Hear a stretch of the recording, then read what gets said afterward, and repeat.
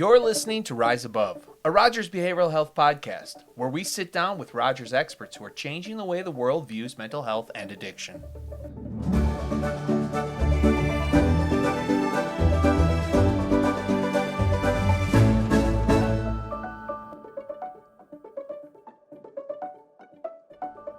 Hello, listener. Welcome to another episode of Rise Above, a podcast from Rogers Behavioral Health.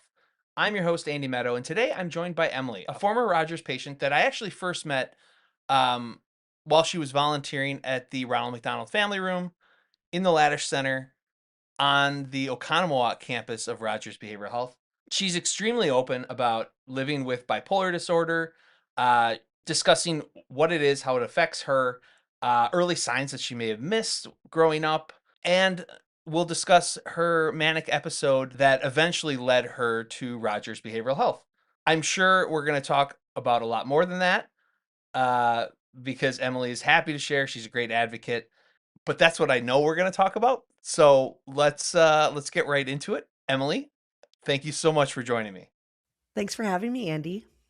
So where does your mental health journey start when you think about it? So I grew up around here in Wisconsin. I never had any mental health challenges growing up. I played sports. I was a musician. I was really active in a lot of things, both in middle and high school, but also into college. I got 2 degrees at the University of Madison, Wisconsin, and I never really thought of myself as having any challenges with my mental health. I also didn't know that much about mental health, really. I mean, I had heard some terms, but I was definitely growing up in a period where it wasn't as talked about as it is today.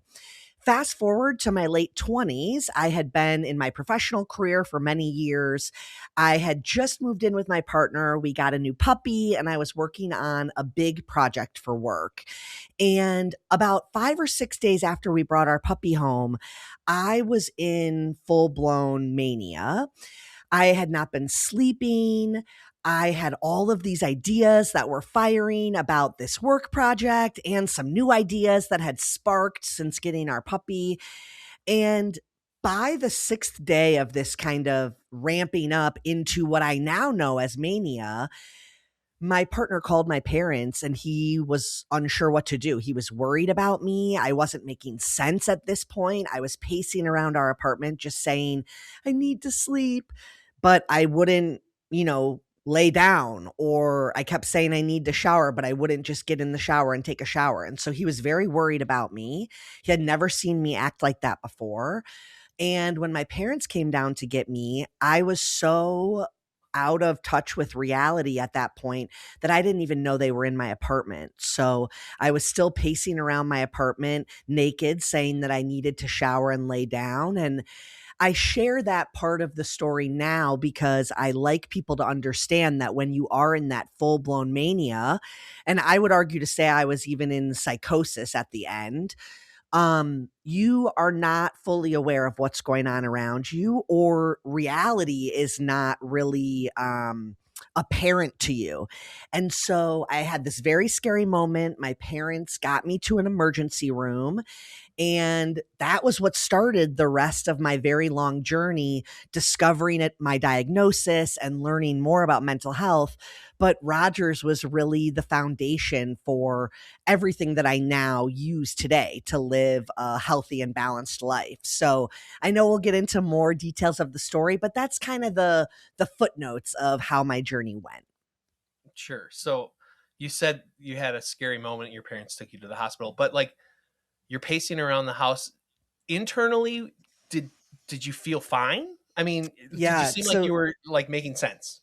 It's such a good question. So in the beginning of what I call my ramp up period, everything was very much grounded in reality. So all of these ideas for my work project were just firing really fast, but they all made sense. They were cohesive and they tied back to the work that I had been doing for many years. So they were very much grounded in reality and also, within the confines of work. So keeping my ideas within a budget as a good example. And so that didn't really alarm anyone. But at the same time, with those increased rapid thoughts, I also started to not sleep as much because my brain is going, going, going. So I think the first or second night that we had our puppy, I probably slept maybe 2 hours at a time for a couple of different periods. But by the third or fourth night, I wasn't sleeping at all. And I didn't feel tired because I had all of these ideas going. And that was when my ideas and my thoughts started to slip into a disconnect from reality. And for me, it wasn't just the rapidness of how fast I was thinking, but I was like jotting down notes everywhere because the ideas just were not stopping. And it felt like everything was coming together, everything was like becoming connected. And it was when my ideas started going so fast that my hand couldn't keep up writing the notes that I started to feel like something was maybe wrong. And I still have a lot of my notebooks from that period of time. And you can see how the ideas are actually like really coherent and they make sense in the beginning. But as my thoughts started to get so rapid and as I wasn't sleeping, so my brain was getting more and more stressed, the notes become scribbles and then it just becomes like almost lines because everything was just moving that quickly. The other thing is in this period, I wasn't eating. And I also don't drink a lot of water naturally. Like I'm always trying to drink more water. And so in this period, I was completely dehydrated. And by the time I was in the emergency room, that's what they treated first. I had a lot of physical like signs of the fact that I hadn't been taking care of myself the past few days. And so in my mind, by the time my parents came down to the apartment, I knew something was very seriously wrong. And I remember wanting to try to communicate something to them, but I couldn't like say something that was going to make any sense to them. And I was thinking this crazy stuff. Like, I have bits and pieces of that night that I was hospitalized, but I do remember wanting to communicate to my parents and say, like, yes, take me in for help, but I couldn't say those words. And then the other thing that's really important to keep in mind is like my parents were very scared. And same with my Sure. then boyfriend, now husband. They had never seen me like that. And so they had no idea what to do. And so even them trying to process what they're seeing in front of them and how that's different from how they know me all these years, that was really hard. And so I don't even know if I could have said something coherently, they would have been able to digest it because they were in emergency mode. What do we do? Where do we take her? This is like now an emergency, not just concerning, if that Mhm. makes sense. Yeah. So you now know bipolar. So when Yes, did yes. when did that term get brought up? Yeah, so I actually have 2 family members that also have bipolar disorder. I have a huge family on both sides. Both of my parents are one of 6. And so I knew a little bit about bipolar disorder mainly through one of my aunts who had like late in life diagnosis, so in her 40s, and she would have these episodes both of mania and depression that everyone around her would be aware of because they were so severe. And so I had understood bipolar disorder on a very surface level because of her experience and her journey kind of navigating like that diagnosis, medication, doctors, things like that. And so when I was checked into Rogers, well, let me back up 1 second. So my parents took me to the emergency room. And by the time we got there, the security officers and everything could tell that something was going on. There was like a struggle. And so they helped my parents to get me in there and in a room where I could start to be like evaluated. I was immediately sedated because that's how like far gone I was in terms of my mania and my psychosis. And at that point, that's when my parents started figuring out like what to do next after they physically treated me. What were we going to do for the mental side of it? And they were recommended Rogers. And so when I woke up from sedation, which was probably only 10 or so hours after I had been, put into the emergency room, they already had a bed booked for me, and so I was transported there in a, ambulance with my parents with me. One of my parents was with me, one drove their car out to Rogers, and I was checked in, like, on a gurney. I mean, I was still very much, like, coming down from what had been this long stretch of mania. And so right away, I saw a doctor when I checked in. And he told me, based on the fact that I had a manic episode that resulted in hospitalization and the fact that I had family history, my bipolar disorder diagnosis was pretty textbook and pretty easy for him. Basically, if you have a manic episode that results in a hospitalization, that's automatically bipolar disorder, essentially. And so it was a pretty classic diagnosis. And he essentially gave me more medication to make me sleep again. I slept for like another 20 hours. And then we talked more about it. So Hmm. he shared the bipolar disorder diagnosis with me right at my check in to inpatient. And then we really talked about it and processed it a full day later when I had now actually slept like Sure. almost Yeah. 24 hours and I could have a real conversation, you know, Sure. I wasn't completely disconnected from like myself and my mental state. Right. So, I mean, that was obviously like a massive event. But when you look back now, do you see moments earlier in your life that also? Oh, you're yes, okay. 100% Andy, like whenever I share the story, I say that I didn't have mental health struggles because I like to really put emphasis on the fact that when I was going through that episode, my family didn't have context of a mental health history that they could reference. But now that I know that diagnosis, and I'm a firm believer I was born with it, I don't think I, acquired it in my 20s. I Mhm. just think that's when I found out because of a serious episode. And so I can look back and see tons of, I call them blips on my journey that were likely small or large mental health episodes. And the other thing that I also see when I can reflect back is things that I likely accomplished or achieved because of the way my brain functions. And while now I have to do a lot of things differently to be mindful of maintaining balance and managing my bipolar disorder, there's parts of how my brain works and my personality that really helped me, especially before I knew I had bipolar They disorder. they kind of became personality traits.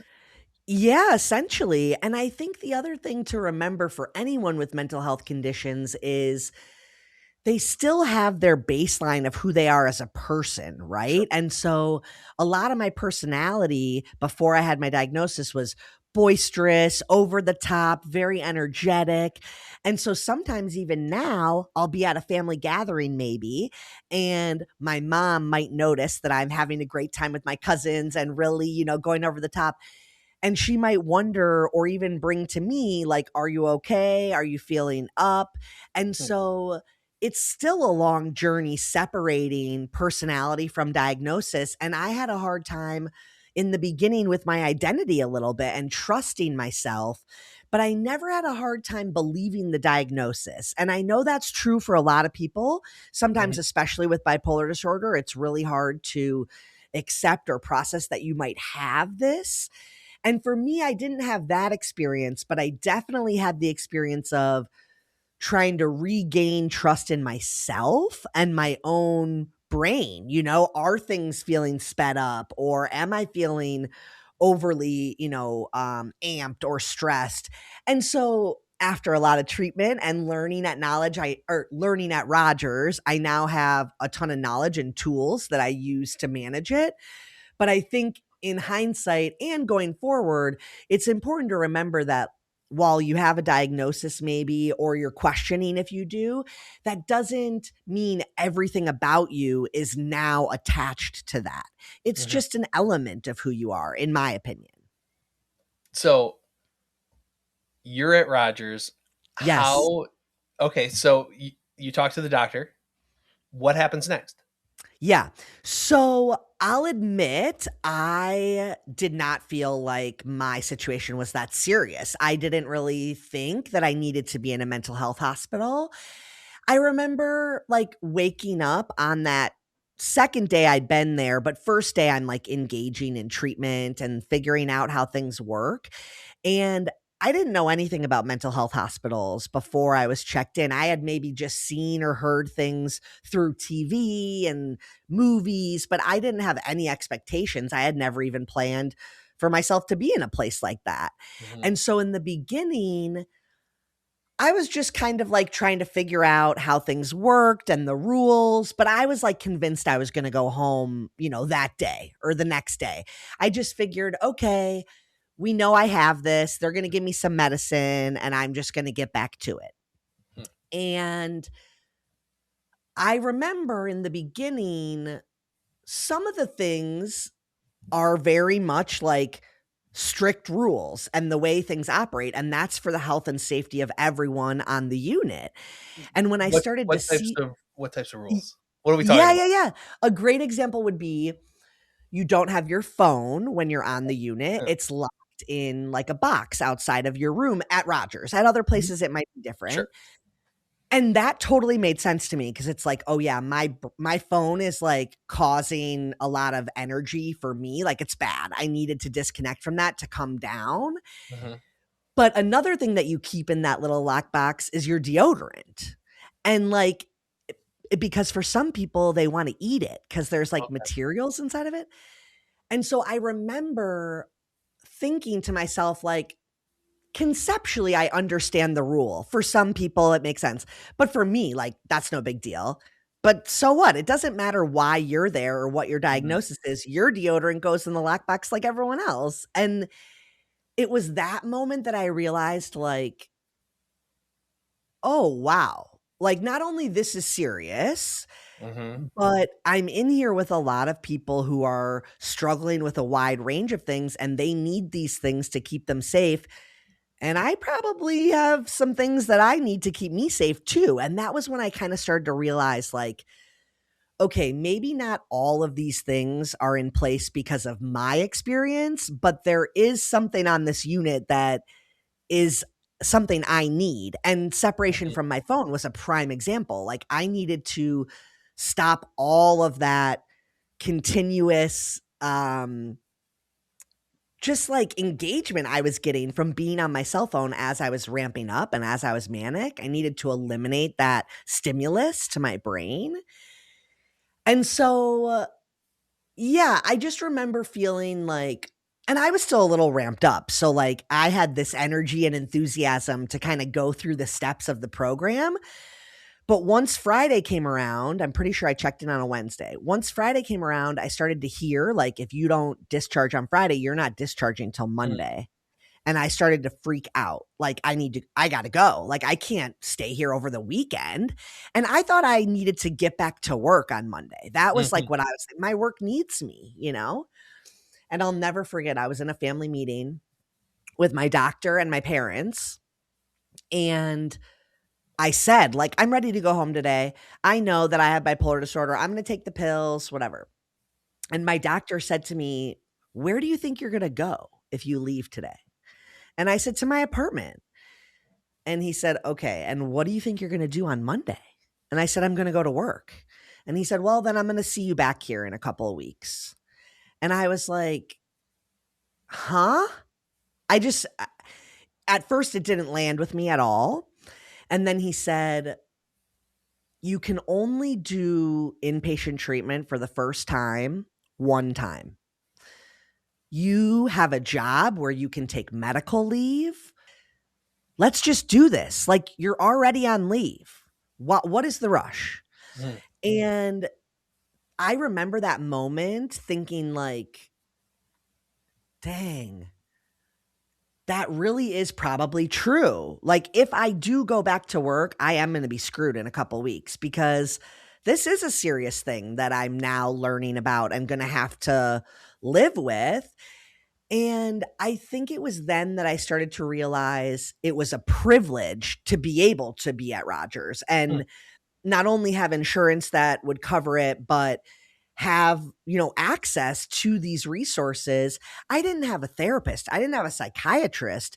And Rogers helped secure all of that care for me for after I left inpatient. And that was just something that in those early days, I didn't envision needing. But I look back now and it's like, that's why I haven't had a severe episode since I was hospitalized 7 years ago, because of the fact that the first time we took it really seriously. And I now have a plethora of resources and people that I can like activate before it gets to that level. And we will be right back.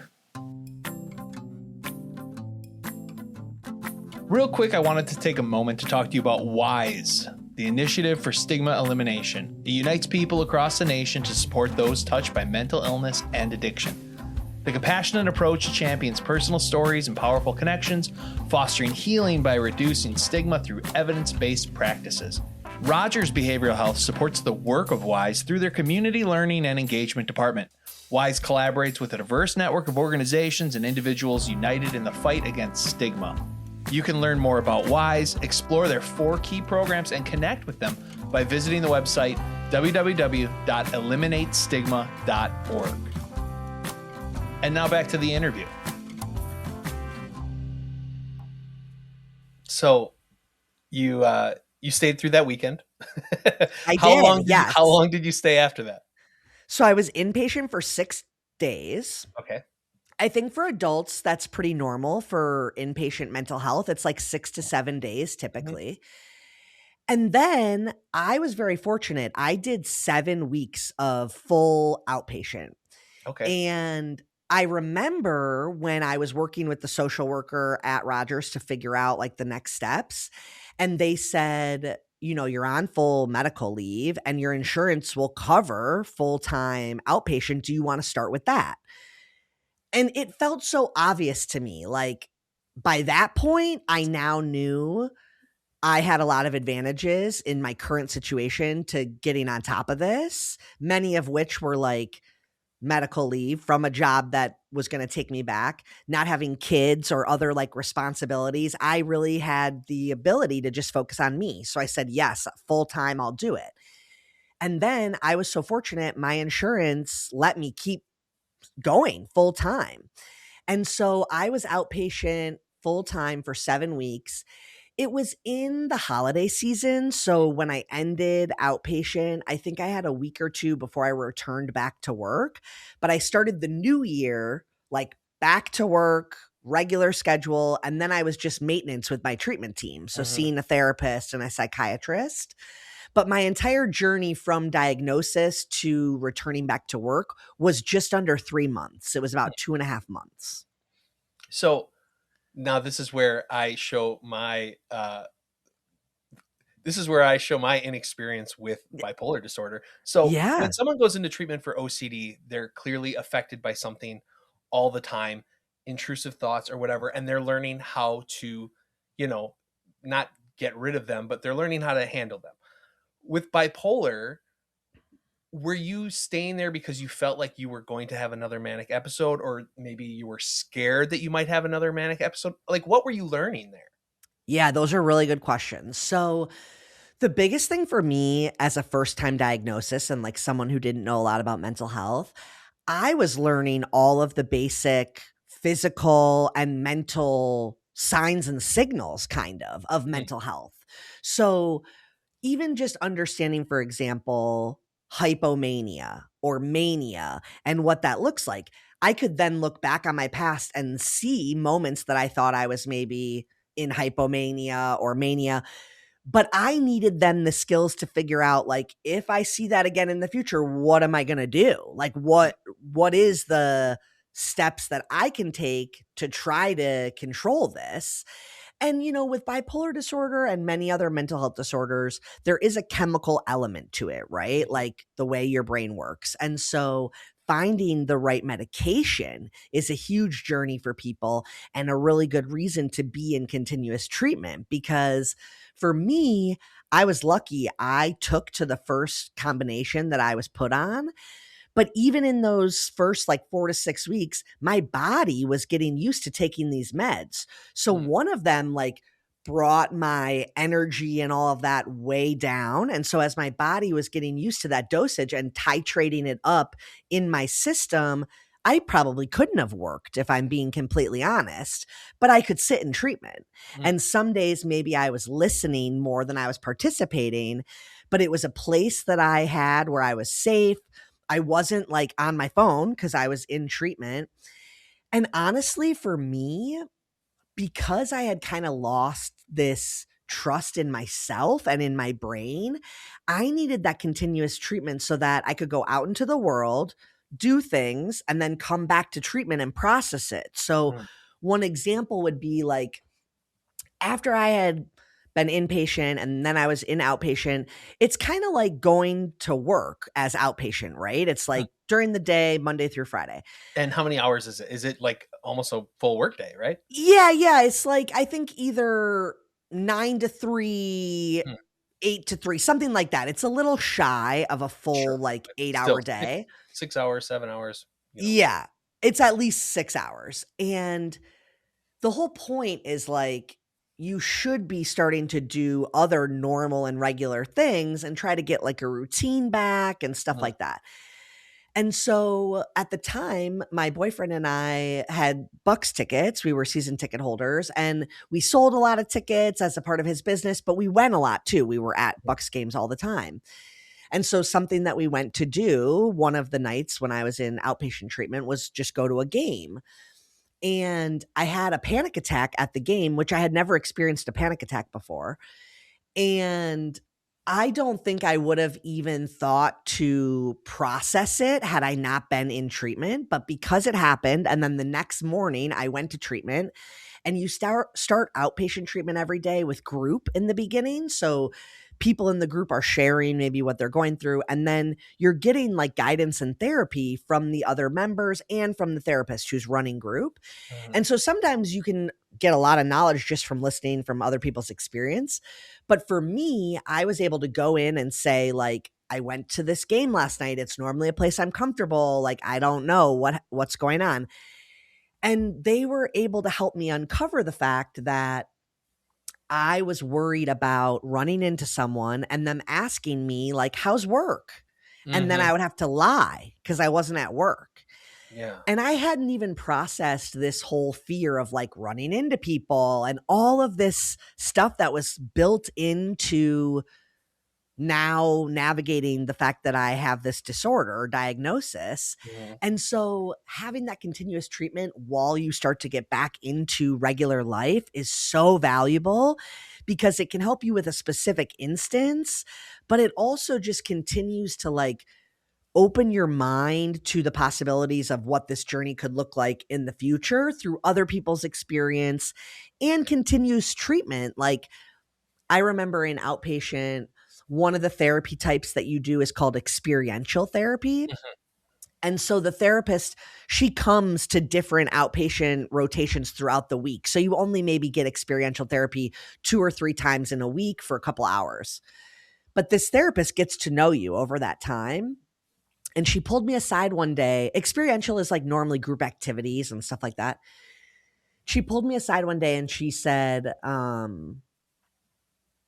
I see you always fighting your urge to like be the leader and jump in and decide how you're going to do the project and whatever. And that's good that you acknowledge like it's your nature to do that and you want some other people in treatment to get that opportunity. But the problem is you completely check out if you're not being engaged for how to solve the puzzle. And you like way check out, like you're not even helping anymore because if you're not the leader, you're out. And then another insight that she gave me, I can't remember if it was the same day or like within the same week, but she said, you have a tendency to always want to get started and try your idea. And if it doesn't work, you'll adapt and do something else. mhm, But other people sometimes like to consider multiple ideas before they move forward with one. And that's something that you keep bumping into as like an issue here. You want to just trial and error and move on. And so those were things about myself that there's no way we could have unearthed that in 6 days of mm, inpatient. That was an ongoing me learning about myself and doing the different types of therapy and therapists and doctors getting to observe you over an extended period of time, you mhm, know? So yeah, I think long-term treatment is so important, whether it's navigating med management, getting like back to a balanced level when you've been low or high, and just taking the time to like soak in other people's journey or experience because you don't know what your future is going to look like. You can just reflect on maybe what happened to you before. And so it's mhm, so helpful to be around other people going through really challenging times, but maybe with a completely different diagnosis. And that helps you build your own, confidence and resilience, I think. Hmm. And we will be right back. Everyone deserves a chance for recovery. That's what drives Rogers Behavioral Health Foundation. They're helping people get the mental health care they need, from covering treatment costs for those in need, to building clinics where care is hard to find, to funding cutting-edge research. They're making real change happen. And guess what? You can help. Head to rogersbhfoundation.org and be part of creating a future where mental health and wellness thrive. And now back to the interview. So, do you remember, how did it work? How did leaving treatment work? Were you ready? Yeah. Did they tell you were ready? Did you come to the conclusion together? How does that work? It's a really good question. So I was very fortunate because my insurance kept approving. Like the doctor would say, we recommend another week, and the insurance would say, great. For some people, that's not the case. And I saw other people get, basically turned out of treatment based on insurance. And so the first thing I would say is if you have good insurance and you're seeking treatment, that is like a huge advantage and a huge privilege. And so try to use that if that is one of the tools in your tool belt. And if it's not, Rogers always was presenting me with options. And I think that's a really nice thing about the Rogers organization. You start in a certain space based on where you're at. For me, it was inpatient.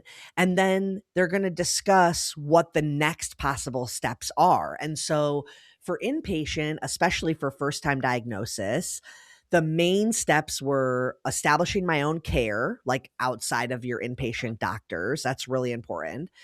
Then it was establishing what kind of outpatient we needed. And then also it was about giving me the resources for that long term, like managing for myself. And so at Rogers Inpatient, they actually have a social worker that gets assigned to you. And they help not only with your insurance and also working with like medical leave organizations as well. And so on my behalf, they gave me a couple of different options for psychiatrists and therapists. And I was able to select based on like location and availability. But also, they had a follow up list. So maybe if I didn't jive with that person, I could try some of these other organizations.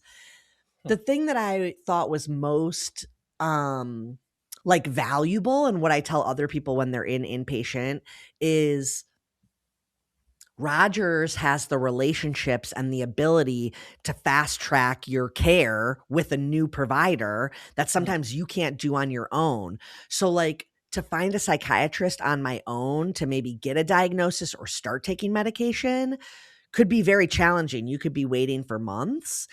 And not that that's a reason to go inpatient, but like if you are in inpatient treatment or even seeking outpatient treatment, it's important to know that in those systems, you do have the resources and support to maybe get an appointment faster or find a provider that you weren't aware of because of these relationships. And so Rogers not only aligned me with my doctors, which was important, but then they gave me the option between full-time and partial. And they highly encouraged me to do full-time because my insurance covered it and because of my lifestyle. So a lot of people choose partial outpatient because maybe they need to work in order to, pay their bills, or maybe like if they have kids and stuff, they need to Right. be able to take them to school. Yeah. So different people definitely do different types of treatment, but Rogers outlines what those options are for you and kind of tries to highlight the pros and cons while also navigating the insurance process. Because for many people, that will determine what their care might look like. All right. So before your manic episode, what did you think mental health treatment was, and how close was it to what you actually went through? Yeah, I think the biggest thing that I didn't know before my own experience was how hard it actually is to get care and treatment. And I want to empathize with anyone who might be listening or watching who has tried to navigate that like on their own. I had always said things like, oh, I'll get a therapist like when I have more time, you know? And I always knew I had a really bad work-life balance. Like, I would talk about that openly, but I wasn't ever concerned enough to take the time or even the resources to do something about it. And so for me, it was this very serious episode and diagnosis that then put me on the fast track for getting in the system. But for anyone who's struggling and wondering, what they're going through, maybe finding a doctor to begin that process with is going to be a long journey. And so maybe exploring things like partial outpatient would be a good jumping off point. And obviously, everyone's at different stages, but I think for me, I never understood how hard it was to get I'd like to call them like a care collective, like a therapist, a doctor, all these people to maintain my care. That was built for me because I was inpatient, and Rogers really took care of building that structure for me. And so if you're in that gray area where you're kind of your own advocate and trying to seek resources or care, I know that it can be very challenging. And so maybe it's worth just doing like the mobile intake and getting more information, because that's the other thing. I never realized how many resources there were or how much support there was, even for all the different elements of bipolar disorder, let alone the spectrum of all of mental health.